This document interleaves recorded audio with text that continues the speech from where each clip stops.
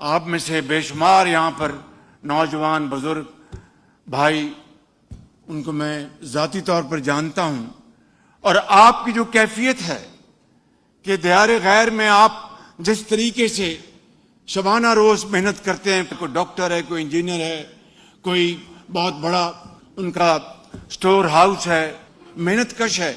मैं समझता हूं कि ये वो पाकिस्तान की अजीम सिफात हैं जो आपने पूरी दुनिया में आपने मुतारफ करवाई हैं बतौर मेहनती, ईमानदारी के और अजमत के लिहाज से अजीम पाकिस्तानियों के।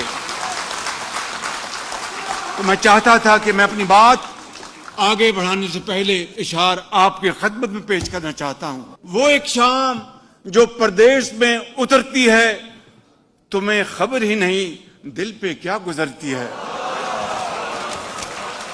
दुआएं मां की पहुंचाने को मीलों मील जाती हैं कि जब परदेश जाने के लिए बेटा निकलता है, कई अंधेरों के मिलने से रात बनती है और उसके बाद चरागों की बात बनती। काफिले यादों के यूं दिल में मेरे दर आए, जैसे परदेश में बरसों में कोई घर आए।